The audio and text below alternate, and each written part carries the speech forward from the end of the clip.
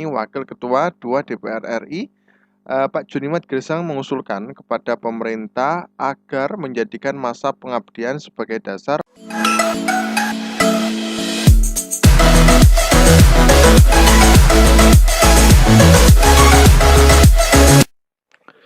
Assalamualaikum warahmatullahi wabarakatuh. Selamat datang di channel Kabar CPNS P3K Kesehatan. Semoga teman sejawat dilindungi oleh Tuhan Yang Maha Esa. Teman sejawat yang baru tahu channel ini, silakan subscribe dan bunyikan tombol loncengnya agar tidak ketinggalan informasi tentang kabar CPNS dan P3K yang terbaru. Oke teman-temanku sekalian yang berbahagia, nah ini ada sebuah informasi teman-teman ya. Nah, ini menjelang perekrutan P3K 2023 teman-teman ya. Nah, seperti apa untuk info yang terbaru teman-teman ya.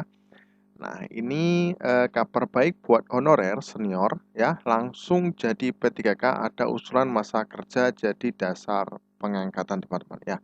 Nah, ini ada kabar baik teman-teman ya. Nah, ini untuk khususnya tenaga honorer yang senior teman-teman ya. Nah, ini jadi kabar baik buat honorer senior yang sudah lama mengabdi namun selalu gagal diangkat menjadi P3K teman-teman ya. Nah, seperti apa? Karena aturan passing grade selama ini kerap menjadi penghalang pengangkatan seorang honorer menjadi P3K. Nah, ini Wakil Ketua 2 DPR RI, Pak Junimat Girsang mengusulkan kepada pemerintah agar menjadikan masa pengabdian sebagai dasar untuk pengangkatan tenaga honorer dalam seleksi P3K teman-teman. Nah, ini langsung dari Wakil Ketua ya DPR RI Pak Junimat Girsang ini memang ya, dia sudah banyak berkontribusi ya untuk pengangkatan tenaga honorer teman-teman ya. Nah, menurutnya hal itu lebih baik ketimbang menjadikan nilai ambang batas atau passing grade sebagai patokan utama teman-teman ya. Nah, ini lebih baik pengangkatan tenaga honorer itu didasarkan dengan masa pengabdian. Nah, jadi kalau masa pengabdian lama, otomatis nanti pengangkatannya juga lebih cepat teman-teman ya, lebih mudah teman-teman ya, sebagai patokan utama ketimbang nilai ambang batas atau passing grade sebagai patokan teman-teman ya. Kemudian Presiden saja sudah mengkritisi terkait passing grade ini, jadi seharusnya jangan lagi masalah passing grade itu dijadikan alasan terus teman-teman ya. Nah, sebaiknya pemerintah lebih bijak dan humanis dengan menjadikan masa pengabdian sebagai dasar untuk pengangkatan tenaga honorer menjadi P3K. Anak bangsa sebagai tenaga honorer hampir semua menjerit karena aturan passing grade ini teman-teman ya. Nah, kemudian disampaikan Junimart merespon minimnya peserta seleksi P3K bidang tenaga teknis yang dinyatakan lulus oleh pemerintah dengan jumlah hanya sebesar 13% teman-teman ya. Nah, ini contohnya kemarin teman-teman ya, ini bidang P3K tenaga teknis itu tidak banyak yang lolos ya, hanya 13% dari 100% teman-teman ya. Nah, ini menjadikan alasan bahwa Pak Junimartnya selaku Wakil Komisi DPR RI Komisi 2 ya teman-teman ya, bahwasanya nanti kalau seumpamanya jadi untuk perekrutan P3K di tahun 2023 ini seharusnya pengabdian dijadikan sebagai patokan utama teman-teman ya, bukan passing grade lagi teman-teman ya. Nah, untuk itu dia meminta Pak Abdul Azwar Anas, Menteri Pendayagunaan Aparatur Negara dan Reformasi Birokrasi atau disingkat dengan Menparekraf ya, segera mengeluarkan kebijakan yang dapat membantu honorer tenaga teknis untuk diangkat menjadi P3K, sekalipun dinyatakan tidak lulus pada seleksi tersebut. Nah, ini teman-teman ya. Jadi berkaca dari tenaga teknis yang kemarin ya, tahun 2022, nah itu banyak yang tidak lolos. Nah, kemungkinan bisa nanti untuk tenaga kesehatan, tenaga guru juga nantinya menjadi patokan utama pengabdian teman-teman ya. Nah, kemudian ini harus mendapat perhatian khusus dari pemerintah, khususnya Menpan RB. Beliau harus segera mengambil dan menerbitkan kebijakan yang mengakomodir dan meluluskan tenaga teknis tersebut menjadi P3K teman-teman ya. Nah, sebab jumlah honorer di bidang tenaga teknis sangat banyak di Indonesia, bahkan ada di seluruh lembaga dan kementerian hingga di tingkat satuan kerja pemerintah daerah seperti Dinas Pendidikan dan sebagainya teman-teman ya. Jumlah honorer tenaga teknis itu sangat banyak ya, mulai dari tenaga teknis pendidikan hingga di berbagai kementerian dan lembaga juga seperti tenaga teknis di Mahkamah Agung, Polri, dan lingkungan DPR atau MPR ini jumlahnya sangat banyak sekali teman-teman ya.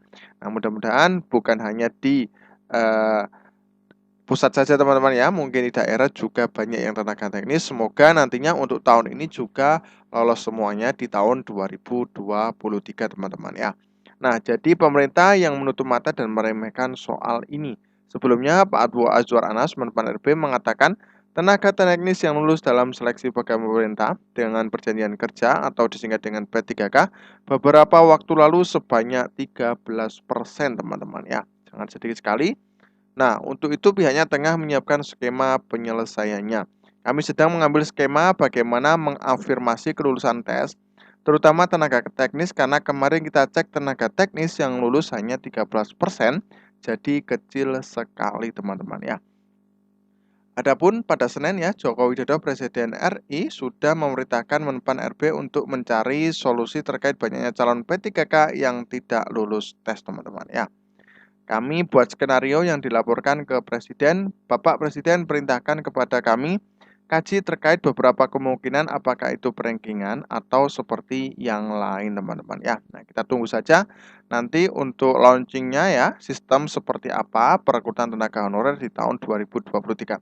Apakah sama yang kayak kemarin? Apakah ada yang lebih dimudahkan untuk mendapatkan P3K teman-teman ya di semua sektor.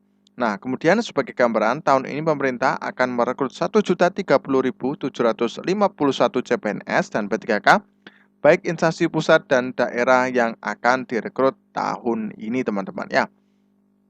Adapun formasi jabatan yang dirincikan dalam kebutuhan CPNS 2023 dan P3K yaitu tenaga guru, dosen, tenaga kesehatan, dan tenaga teknis lainnya, teman-teman ya. Jadi sudah fix. Memang untuk tahun ini ya pendidikan, kesehatan, dan tenaga teknis itu sangat diprioritaskan. Mungkin untuk profesi lain nanti kemungkinan bisa menyusul, tapi kemungkinan untuk lebih sedikit teman-teman ya. Nah, mudah-mudahan nanti ada informasi lagi yang bahagia ya, yang bagus, yang baik nanti buat teman-teman yang lainnya teman-teman ya. Nah, ini berikut rincian kebutuhan ASN nasional pada tahun 2023. Nah, ini informasi aja teman-teman ya. Instansi pusat jumlah formasi yang tersedia baik CPNS 2023 maupun P3K sebanyak 46.666 dengan rincian sebagai berikut. CPNS 2023 jabatan dosen tersedia 15.858 kuota. Nah, ini banyak sekali ya untuk dosen. CPNS 2023 tenaga teknis lainnya tersedia 18.595 kuota, teman-teman ya. Nah, untuk P3K 2023 jabatan dosen tersedia 6.742 kuota juga, teman-teman ya. Dan instansi daerah ya. Nah, instansi daerah jumlah formasi yang tersedia hanya untuk P3K 2023 yaitu sebanyak 943.373 dengan rincian sebagai berikut. P3K 2023 tenaga guru tersedia 580.202 kuota.